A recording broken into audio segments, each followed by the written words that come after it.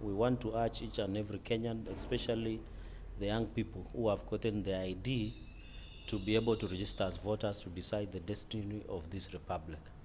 Unfortunately or allegedly, we have had information that the national printer that is used to produce national identity card, sometimes late last year and early this year, has been on a breakdown, and therefore we would really ask the registrations of person department under the Ministry of Interior National Coordination to come clean and tell the country the status of production of national identity cards to the young people, because we have had several complaints where young people cannot get the ID cards, and we want to ask the IBC to use the waiting card that is being issued to young people so that they can be able to register as voters, because we are aware they would really need the original identity card. But with the challenges of acquiring a national ID card and taking some time, up to 3 weeks, we would request that the IEBC, one, allow the use of waiting card for the young people so that they can register as voters. And number two is to ensure that they send enough KIMS kits that are being used to register voters equally in all 290 constituencies for 7 counties. So we wouldn't want to see, and I don't want to name counties that have received the highest number of KIMS as opposed to other counties. We really urge equality and equity. We don't want to see other counties and constituencies complaining that they have fewer KIMS kits that are used to register voters. And therefore, we really want. And then the third point I want to make, as you are aware, North Rift and Laikipia and part of Baringo is experiencing insecurity. We want to urge IEBC and the Ministry of Interior to come up with an innovative way, especially since Laikipia insecurity, we have incidences in Baringo and Elgeyo Marakwet County. That area is, that belt is having a problem with insecurity.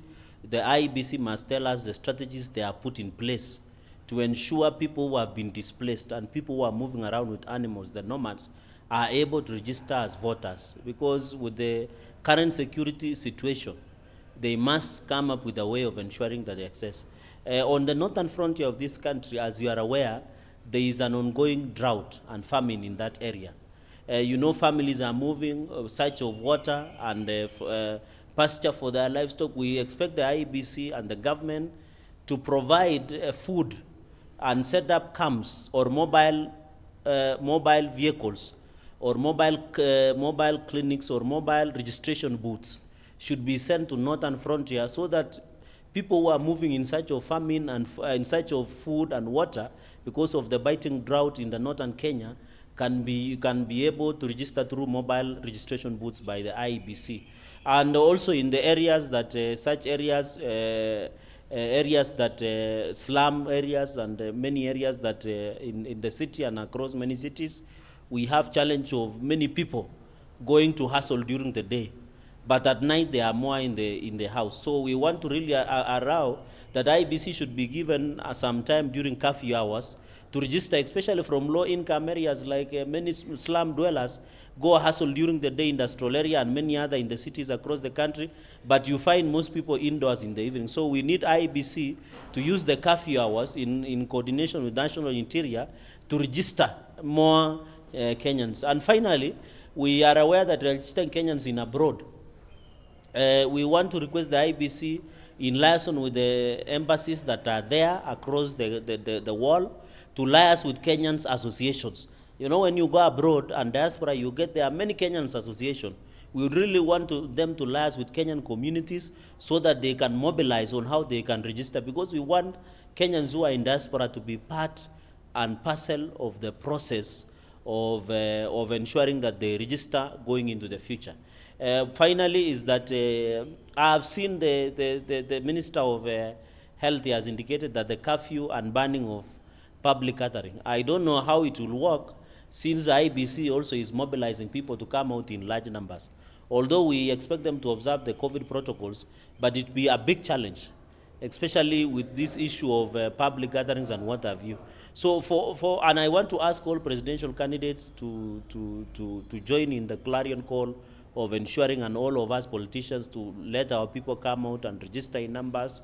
The winning of an election is done through this registration of voters. Elections will not be won in any other forum, but by ensuring that many voters are able to turn out. And we expect the National Assembly, if IBC will require more resources under the supplementary budget, to be given more resources to ensure more than 6 million Kenyans are ready for the general election. And we expect IBC to be also ready. We have seen their timelines. The election should be done in August and envisaged by the Constitution. We don't expect any challenges. They need resources.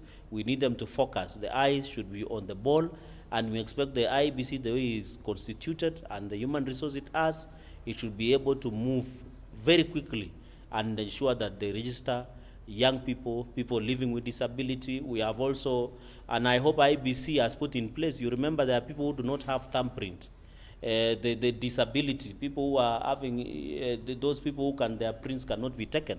The IBC should put in place people living with disability. They have challenges of using their biometrics. So we expect the IBC, even in the village, to have a proper way of taking biometric statistics of disabled people.